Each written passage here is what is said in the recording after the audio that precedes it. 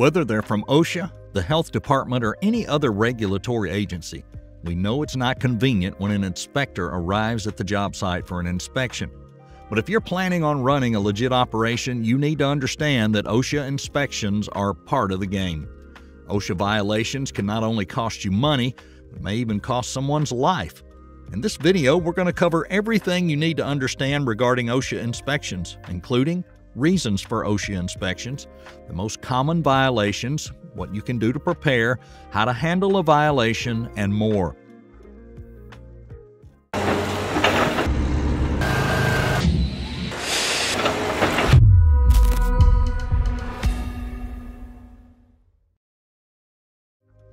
Before we begin, we want to quickly thank our sponsor, Heavy Ape. If you want to win more jobs, you want to learn how to build a construction business that generates millions per year, then visit heavyape.com. Now back to the video. So what causes an OSHA inspection? Well, there's several kinds of OSHA inspections, and the reason for each can vary. The biggest priority for any inspector is going to be imminent danger, or something that is just an injury waiting to happen. These are also the inspections that OSHA gets around to the fastest following any kind of report. Next, OSHA is required to conduct investigative inspections following an injury or death. FYI, any job site death must be reported to OSHA within 8 hours of the incident. An injury that requires hospitalization or involves an amputation or loss of an eye must be reported within 24 hours. During these inspections, OSHA may want to interview you and any employee who is present at the event. It's a good idea to have your lawyer there for the inspection and interview, and remember, you do not have to allow yourself to be recorded if you're not comfortable with that. Following these types of inspections, the next priority is most likely the one that was triggered by an employee report. No one likes to think about one of their team members having to call into OSHA and stir up problems, but think of it this way. If your employee came to you with a safety concern and you dismissed it, you just might need a visit from an inspector to get back on track and doing things the right way. Instead of feeling betrayed, be grateful that this employee might have spared you the headache, heartache, and damage to your business that comes from a workplace injury or fatality. What is OSHA looking for anyway? A health department inspector working their way through a restaurant has a checklist of measurable, scorable factors to look at, which makes their inspection a little more concrete. Unfortunately, construction sites aren't so quite cut and dry. While you do have access to a list of regulations for workplace safety, it can all boil down to whether or not the inspector thinks something is a potential hazard. OSHA has compiled its regulations for various kinds of construction sites, which can be found on their website. This also means those regulations are right there in print for you to read and follow, so believe me, it's hard to make excuses when the inspector is standing on your job site demanding to know why you've done something wrong. There's one other regulation all construction companies and job sites must keep in mind, and it serves as kind of a catch-all regulation called the General Duty Clause. It basically says that if something's hazardous but isn't explicitly stated in OSHA regulations, it was still your job to know about it and follow safe procedure. The most common OSHA violations. Unfortunately, in spite of thousands of inspections each year, as well as increased raised awareness for safety, the top 5 most frequent violations that lead to physical harm have remained consistent for years. Fall protection. The OSHA fall protection rule states employees working above 6 feet must have guardrails, a personal fall arrest system, a safety net system, or some other protection system in place to be compliant. This is the #1 safety violation, so we recommend doing your due diligence and researching more ways to prevent falls during your projects. Respiratory protection. If your job site conditions expose workers to dust, smoke, fumes, or other contaminants, your employee's respiratory system may be at risk. To prevent injury or violation, OSHA regulations require adequate PPE and good ventilation. Hazard communication. The OSHA Hazard Communication Standard is designed to ensure chemical safety in the workplace. The standard, which requires workplaces to provide written information about the identities and hazards associated with the chemicals, must be available and understandable to workers. Scaffolding. Among other regulations, a scaffold or scaffold component must support without failure its own weight and at least 4 times the maximum intended load applied or transmitted to it. We highly recommend you read OSHA's guide that's dedicated entirely to scaffold safety. Ladders. Use ladders only on stable and level surfaces unless secured to prevent accidental movement. Like scaffolding, OSHA also has an entire guide for ladders where you can find plenty more tips to stay safe and compliant. Any construction worker can tell you that these 5 hazards are well-known safety concerns, maybe even obvious. So why do they keep happening? We want to know what you think, so please comment below. So what else is OSHA keeping an eye out for? Control of hazardous energy, lockout tagout. Lockout tagout involves safety precautions that workers must take to prevent injuries from hazardous energy stored within machinery. OSHA reports that about 9% of construction worker deaths are caused by electrocution, often resulting from a failure to control hazardous energy during equipment maintenance and servicing. Powered industrial trucks. Powered industrial trucks include platform lift trucks, forklifts, motorized hand trucks, as well as other specialized industrial trucks powered by electric or internal combustion engine. These vehicles should only be used for their design purpose and must be maintained regularly. Fall protection training.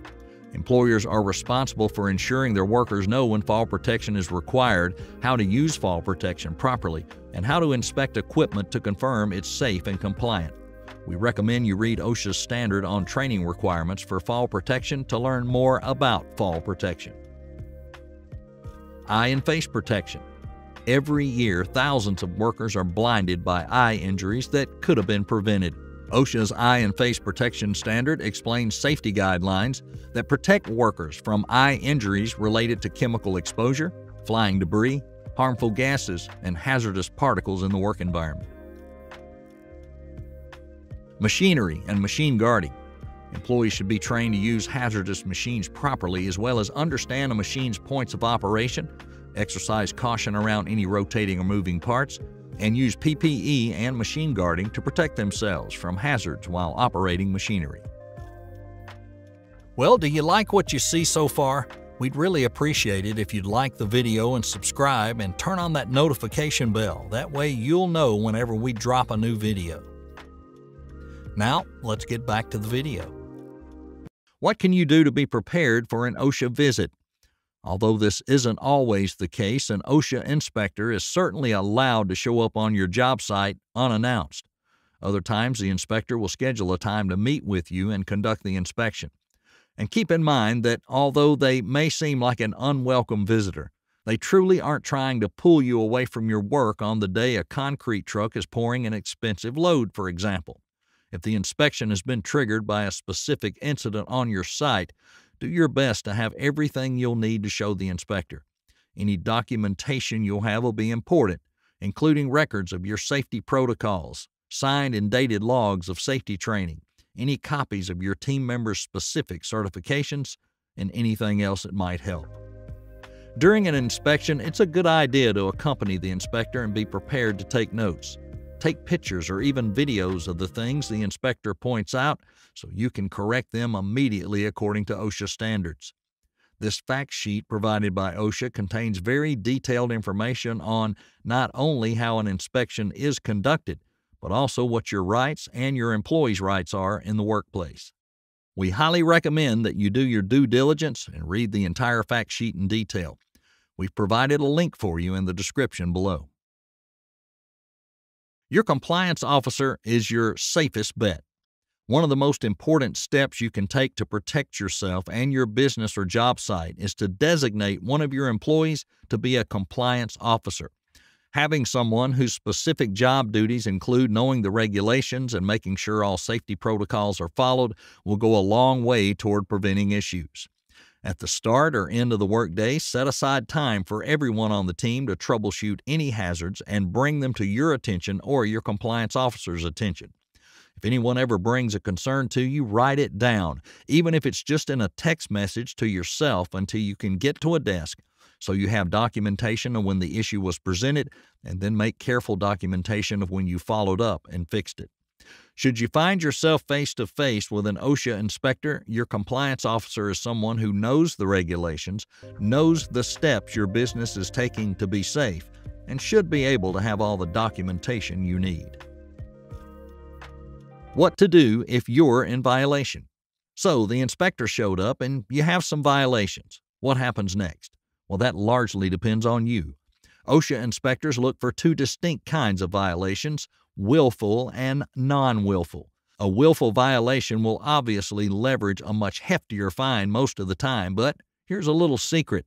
You'd be amazed at how fast a non-willful violation can suddenly turn willful if your attitude is trash. Instead of arguing, lashing out, or taking offense that the person is trying to keep someone on your team from getting killed, take it in stride. Be polite and cooperative, and you'll be far more likely to get some flexibility and leeway during the inspection. Some companies have even reported being allowed to correct a violation on the spot without consequence, all because the inspector got the impression it was an honest mistake from a team that otherwise cares about safety and workplace hazards. Before we get to the final part of the video, we're going to give you a 25% coupon code to the Heavy Ape course. Just enter ENC, spell that out, EANDC, while you're checking out. Also, Heavy Ape is offering a free kit for winning more construction jobs, and that link can be found in the description below. What to do if there is an investigation? If there is an OSHA investigation into a specific incident, like an injury or fatality, your involvement is critical. While the inspector isn't like a police officer who can walk in with a warrant and have free rein, they do have a specific job to do. Depending on the incident, they also can have up to 6 months to complete it, so you may be seeing a lot of this person. As mentioned before, depending on the incident that sparked the investigation, you have a time limit on how long you have to report it. Immediately after, you need to inform your attorney and insurance provider of the incident too. You can ask your lawyer to be present for all investigations and interviews, and remember, you do not have to allow the inspector to video or record anything. It's worth noting that an OSHA inspector cannot close your business. They don't have that authority, and such a measure would involve repeated violations, warnings, and other concrete steps. However, they are able to put a stop to your workday for extreme disregard of common sense safety measures, let alone regulations. Nobody wants that. So make sure you're not giving the inspector reason to do it. On a final note, we recommend you contact Safety Consultants USA. They aren't a sponsor for this video, they just happen to offer excellent OSHA consulting and training, and we highly recommend them. Be sure you check out a recent podcast episode we did with them by navigating to our podcast playlist. Stay safe out there. Well, that's all we have for now, and be sure and subscribe so you'll be notified whenever we release a new video guide.